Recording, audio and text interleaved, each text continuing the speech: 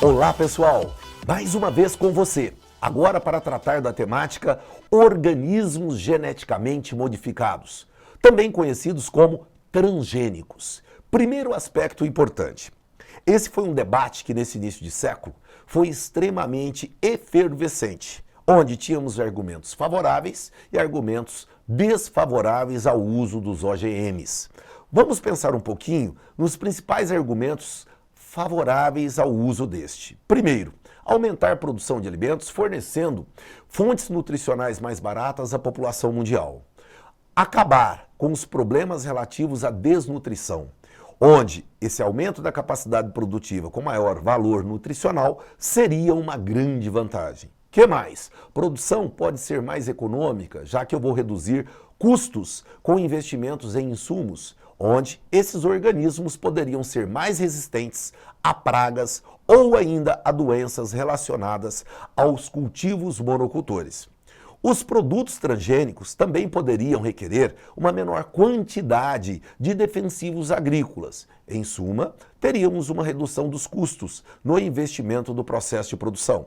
Poderíamos ter ainda organismos geneticamente capazes de se adaptar em situações adversas e, com isso, reduzir a necessidade de investir em insumos necessários a combater pragas, ou ainda uma maior tolerância determinada por transformações genéticas bióticas e abióticas. Veja que, num primeiro contexto, nós poderíamos até mesmo pensar que áreas consideradas improdutivas, também conhecidas como anecúmenas, poderiam ter capacidade de produção se tivéssemos sementes geneticamente adaptadas.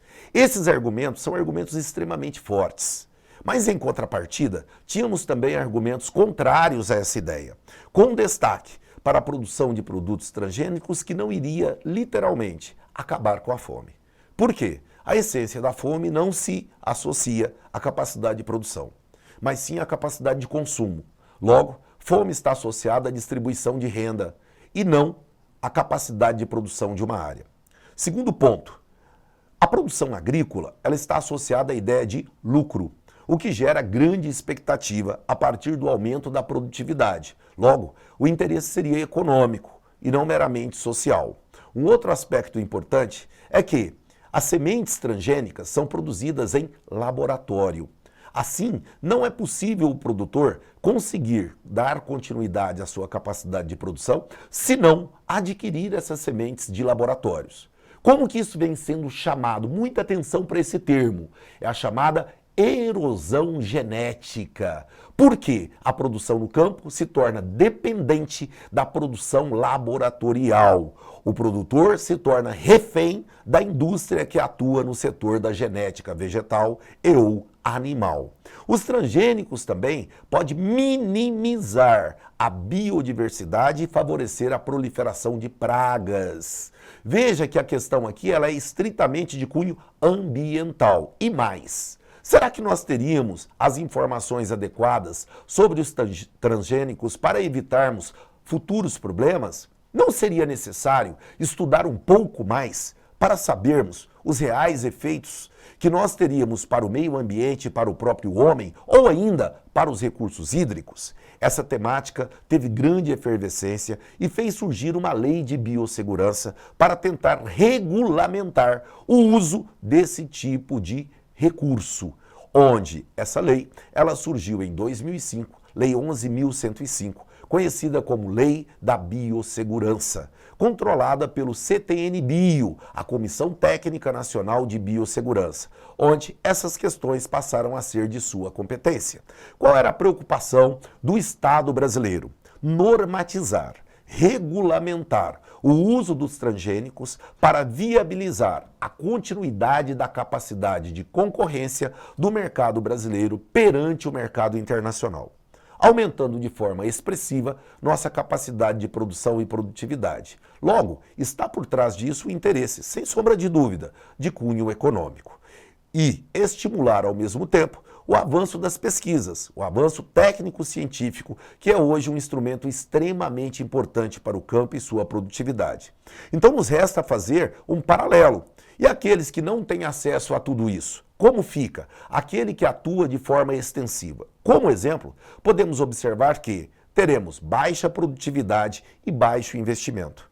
Então nós seremos dependentes das condições naturais. Seremos dependentes do clima, do relevo, do solo, ou seja, a capacidade de concorrência diminui muito, pois teremos que usar de ferramentas primitivas e técnicas ultrapassadas ou arcaicas para conseguir concorrer. Logo, estaríamos submetidos a uma atividade de caráter tradicional, de subsistência e ou itinerante, onde não teríamos condições de competir dentro ou fora do país com grande capital e, por consequência, poderíamos acelerar o problema da degradação ambiental pelo uso de técnicas inadequadas ou ainda pelo pisoteio do gado que é criado de forma extensiva, provocando o processo de esterilização do solo pela vitrificação. Ou seja, nós teríamos um processo de eliminação da permeabilidade do solo em razão do pisoteio do gado. Seria a compactação do solo. Assim, podemos observar que existe um disparate entre a realidade daquele que tem capital, que tem condições de investir, que produz de forma intensiva, comercial, de forma patronal, ou ainda a chamada agricultura empresarial ou de precisão, com aquele que ainda está na fase da agricultura tradicional, gerando uma enorme desigualdade no campo, que seria esta imagem, aquele que está de forma rudimentar versus aquele que está de forma moderna, mecanizada, com todo o aparato tecnológico. Então vejamos um quadro final sobre esse tema. Observe que interessante. Temos de um lado uma situação em que temos geração de divisas, enorme contribuição do PIB e isso interessa muito ao país. Do outro lado, temos uma agropecuária tradicional, onde essa agropecuária caracteriza essencialmente o pequeno produtor versus o grande produtor, o latifundiário, aquela agropecuária moderna e intensiva, o que determina uma ampliação do fenômeno de concentração de renda e de terras, a chamada concentração fundiária. Isso é uma realidade dicotômica da produção agrícola no Brasil. Gêneros agrícolas para culturas alimentares versus gêneros agrícolas para exportação e para a indústria. Veja a carinha de tristeza do pequeno versus a carinha de alegria do grande gerador de divisas. Assim sendo, esta desigualdade no campo, ela é uma característica marcante que vamos ter na nossa realidade socioeconômica. Deste modo, é muito importante que você tenha muita atenção para entender esse fenômeno do campo brasileiro. Eu te convido a nos acompanhar, pois vamos falar mais sobre esse tema e você é nosso convidado especial. Grande abraço.